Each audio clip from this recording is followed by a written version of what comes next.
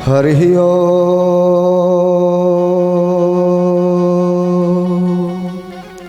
बोलिए गोपाल कृष्ण भगवान की जय हो।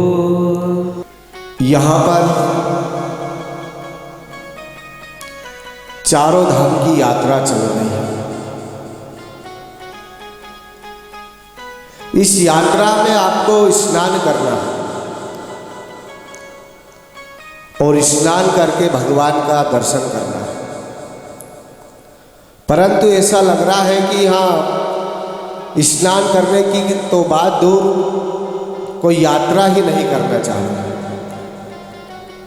कहीं पर जब कोई राजनीतिक नेता आता है तो 2 गांव दूर से ही जयकारा लगाते हैं। एक बार प्रेम से भगवान का जयकारा जरूर लगाएं। बोलिए गोपाल कृष्ण भगवान की, वृंदावन बिहारी लाल की। आज पुनः सुअवसर प्राप्त हुआ है। बलोदिया परिवार में संगीत में श्रीमद् भागवत कथा का ये तृतीय दिवस, आप बड़े ही प्रेम से इस कथा को श्रवण कर रहे हैं। सर्वप्रथम परम पूज्य गुरुदेव पिताश्री के चरणों में मैं प्रणाम करता हूँ, उनसे आशीर्वाद लेता हूँ। क्योंकि जिस पुत्र के ऊपर माता पिता का अगर आशीर्वाद प्राप्त हो जाता है तो उस पुत्र को कहीं भी यात्रा करने की आवश्यकता नहीं होती। जितने भी यहाँ पर बाहर से भक्त लोग पधारे हैं, उनके हृदय में जो परमात्मा विराजमान है, उस परमात्मा को मैं नमन करता हूँ। यहाँ पर सभी मातृ शक्ति बैठी हुई है। गंगा यमुना सरस्वती स्वरूप सभी माता बहनों को मैं नमन करता हूँ। आइए इस कथा के ही बड़े ही प्रेम से इस कथा को आप लोग श्रवण कर रहे हैं। ये कृष्ण कथा है। कृष्णं नारायणं वन्दे, कृष्णं वन्दे ब्रजप्रियां, कृष्णं देवानं वन्दे, कृष्णं वन्दे प्रथासुतं। भगवान कृष्ण की कथा आप लोग बड़े ही भाव से इस कथा को श्रवण कर रहे हैं। अभी गुरुदेव ने बड़े ही सुंदर कथा का यहाँ अवलोकन किया है। इस कथा के ही संदर्भ में हम आपसे आपका जो भाव है कथा की ओर ले जाते हैं। कलयुग केवल नाम अधारा, सुमर सुमर नर उतरे ही पारा। कलयुग में तो भगवान का अगर नाम ही अगर हम ले लें तो जीवन सफल हो जाएगा। जय हो।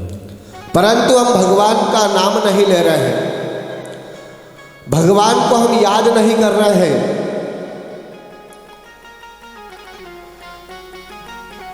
जब हम भगवान का दर्शन नहीं कर पा रहे, भगवान का हम स्मरण नहीं कर रहे हैं, तो हमारा जीवन का क्या है, अंधकार की ओर जा रहा है। अभी यहाँ पर मातृ शक्तियों के बारे में गुरुदेव ने बताया था। माता पिता का आशीर्वाद मिल जाए,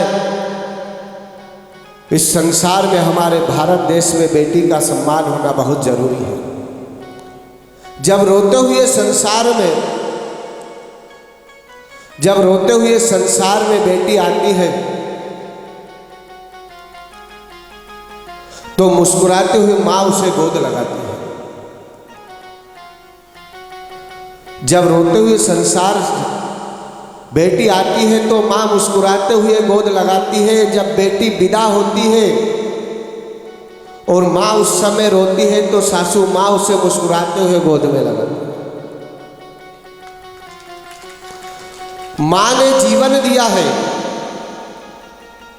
जरा आप विचार करना, आज का समय यह आ गया है कि पंडित जी हमारी सासू खराब है, तो सासू बोलती है बहू खराब है।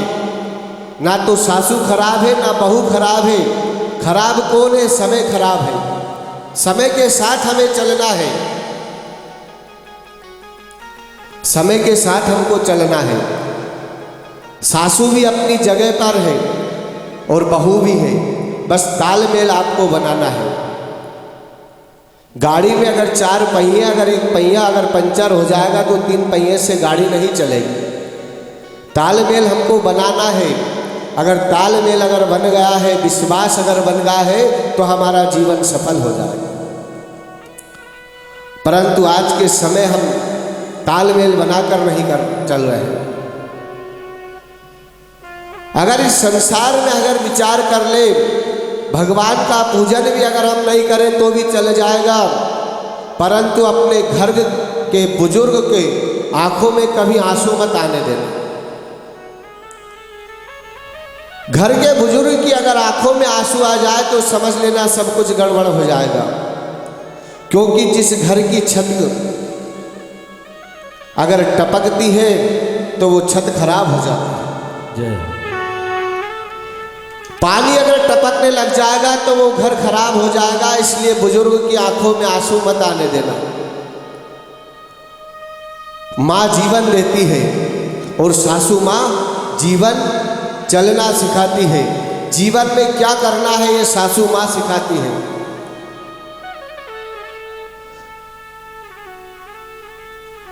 माँ है सुख दुख बताती है, परंतु सासू माँ कम नहीं है। सासू माँ सुख दुख सब कुछ सिखाती है।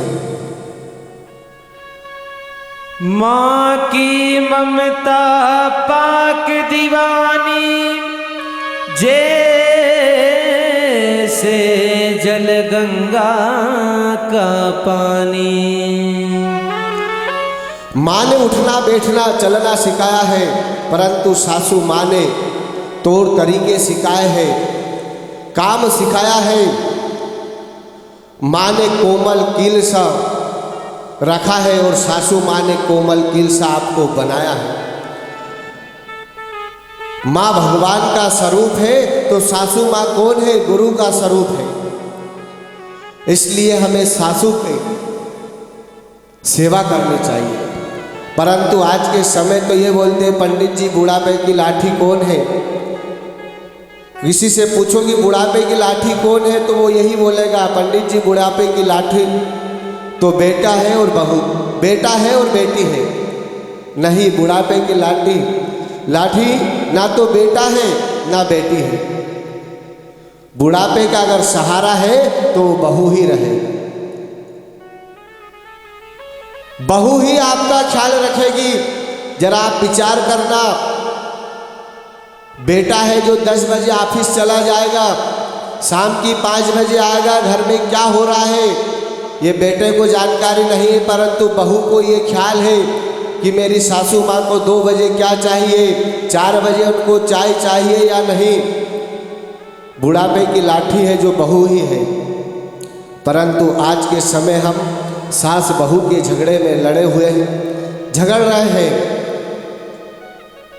अभी भी हमारे पास समय है, भगवान का हमें भजन करना चाहिए। गुरुदेव ने कहा था कि भगवान का स्मरण हमें करना चाहिए, राम जी का हमें नाम लेना चाहिए।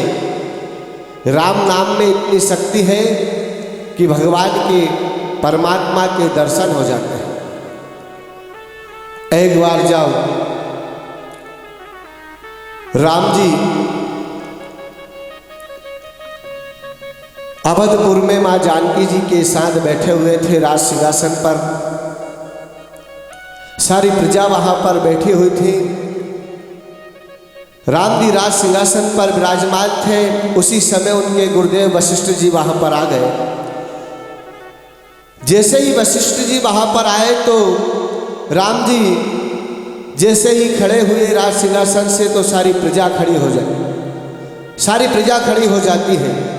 जिस प्रकार अपने यहाँ कोई अतिथि आते हैं तो सर्वप्रथम हम खड़े होकर उनका अभिवादन करते हैं, स्वागत करते हैं। जैसे ही वशिष्ठ जी आए, राम जी खड़े हुए और सारी प्रजा, सारे मंत्री खड़े हो गए हैं। वशिष्ठ जी देख रहे हैं। जैसे ही गुरुदेव ने चारों तरफ देखा और देखते ही देखते देख रहे हैं कि अवधपुर में जो राम जी राजा है वो भी खड़े हो गए मेरे आने पर। परंतु इनका जो सेवक है हनुमान है वो खड़ा नहीं हुआ है। सारे मंत्री खड़े हो गए, भरत लक्ष्मण शत्रुघ्न सारे वशिष्ठ जी गुरुदेव को देखकर खड़े हो जाते हैं कि ब्राह्मण देवता आए हैं, परंतु हनुमान जी है वो खड़े नहीं हैं, सिंहासन पर बैठे हुए हैं। बस इतना ही देखा कि वशिष्ठ जी को क्रोध आ जाता है और जैसे ही क्रोध आता है तो राम जी के ऊपर नाराज हो जाते हैं और सभा में से जाने लग जाते हैं। तो राम जी बोलते हैं गुरुदेव क्या हुआ है? बोले कि जहां पर है राम जी आप राज सिंहासन पर बैठे हो, आप अवधपुर के राजा हो, अगर आपके राज्य में इस सभा में कोई गलती करे, ब्राह्मणों का सम्मान नहीं करे तो क्या दंड होना चाहिए? तो राम जी बोल रहे हैं प्रभु अगर कोई गलती हो जाए इस सभा में और अगर ब्राह्मण का सम्मान नहीं करे, साधु संत का सम्मान नहीं करे, अतिथि का सम्मान नहीं करे तो हमारी सभा में उसको मृत्यु दंड दिया जाता है। अब गुरुदेव बोल रहे हैं सत्य बोल रहे, बोले हाँ ये दंड आप दोगे? बोले कृपया कर बताइए तो श्री गुरुदेव किन्होंने यहां पर गलती की है, क्या कारण हुआ है, ये प्रश्न ये सवाल आप मेरे ऊपर क्यों डाल रहे हो? तो वशिष्ठ जी बोल रहे हैं राघव जी से, बोले ये जो आपका सेवक है हनुमान है, मैं जब यहां पर आया ना तो ये खड़ा हुआ है ना मुझको प्रणाम किया है। बस इतना ही सुना कि राघवेंद्र की आंखों में आंसू आ जाते हैं कि ये मेरा सेवक है, आज हनुमान जी ने क्या कर दिया है। राम जी बोल रहे हैं गुरुदेव आप भी कुछ बोलिए।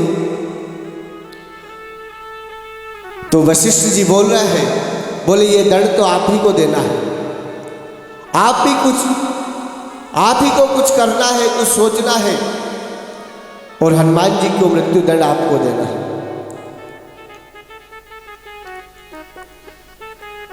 सभासद चारों भाइयों देख रहे हैं, विलाप कर रहे हैं, ये क्या दृश्य देख रहे हैं हम। वशिष्ठ जी ने बोला है, बोले राम जी ये आप ही को ये कार्य करना है, आप अपने अमोघ बाण से हनुमान जी को प्राण दंड देंगे। जब इतनी वार्तालाप चल रही थी तो वहां पर हनुमान जी की माता अंजनी आई और अंजनी ने जैसे ही देखा और कहा पुत्र ये तूने क्या किया है, ये तूने क्या किया है, आज तुझे तेरे ही स्वामी तुम्हें प्राण दंड देंगे और ये तो तुम सब हनुमान जी तुम सब जानते हो, फिर भी ये क्या कारण है। हनुमान जी बोल रहे हैं मां मुझे सब ज्ञान है परंतु मुझसे भूल हो गई, अब क्या करना चाहिए। तब माता अंजनी ने कहा, इधर वशिष्ठ जी बोल रहे हैं देखिए कथा को आप बड़े ही ध्यान से श्रवण करें, शायद तक ये कथा आपको नहीं लगे। ये हरिवंश पुराण का एक लेख है। वशिष्ठ जी राम जी से बोल रहे हैं कि सरयू तट पर कल आपको हनुमान जी को मृत्यु दंड देना है और राम जी आप अपने ही धनुष बाण से हनुमान जी को बाण मारोगे, अमोघ बाण मारोगे। इधर अंजना देवी हनुमान जी से बोल रही है, हे पुत्र अपनी शक्तियों का स्मरण कर, तुम कौन हो, तुम कोई साधारण बानर नहीं हो, तुम भगवान भोलेनाथ के रुद्र अवतार हो। तुमने बालपन में सूर्य को अपने मुख में रख लिया था, इसलिए एक काम करो भगवान भोलेनाथ का स्मरण करो। भगवान भोलेनाथ का स्मरण किया। भगवान भोलेनाथ ने कहा है हनुमान जी सरयू के तट पर जाकर बैठ जाओ और वहां पर कुछ मत करो, राम नाम की धुन प्रारंभ कर दो आप। जैसे ही हनुमान जी को ये बात की जानकारी लगी और सरयू तट पर जाकर राम नाम की धुन प्रारंभ कर दी है। इधर अवधपुर के राजा और गुरुदेव वशिष्ठ जी वहाँ पर गए और वशिष्ठ जी ने कहा, हे राघव, अब ये समय आ गया है, आप हनुमान जी को मृत्यु दंड दो और अपने धनुष बाण से बाण निकालो और हनुमान जी के ऊपर प्रहार करो। राम जी ने अपने दोनों नेत्र बंद किए और जैसे ही बाण चढ़ाए तो हनुमान जी को बाण छू नहीं रहा। हनुमान जी तक वो बाण जाता है और वो बाण है जो भस्म हो जाता है, अदृश्य हो जाता है। वशिष्ठ जी बोल रहे हैं,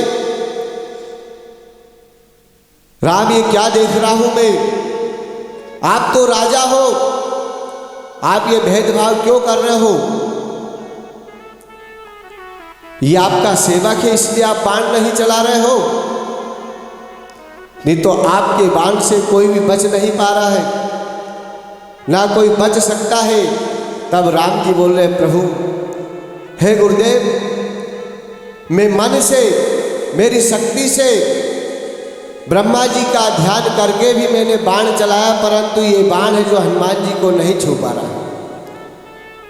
बोले क्या कारण है? बोले मेरा नाम राम है, परंतु हनुमान जी ने राम का स्मरण कर लिया, राम नाम का जप कर रहे हैं, इसलिए मेरे से भी बड़ा है जो राम नाम का जप है, इसलिए मैं हनुमान जी को नहीं मार सकता। हो जो खेल गए प्राणों पर,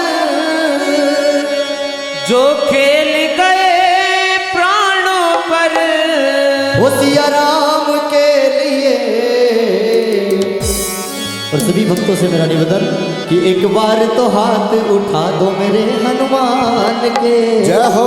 और हनुमान जी महाराज की जय हो। वो एक बार तो हाथ उठा दो मेरे हनुमान के लिए। एक बार तो हाथ उठा दो मेरे हनुमान के। जो खेल गए प्राणों पर, जो खेल गए प्राणों पर, सिया राम के लिए।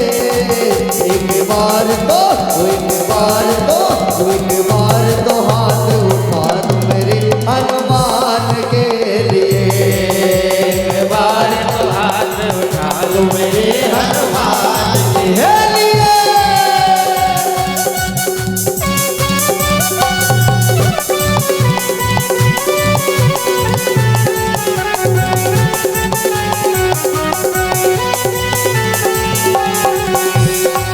सागर को लाग के इसने सीता का पता लगाया। सागर को लाग के इसने सीता का पता लगाया। जब राम नाम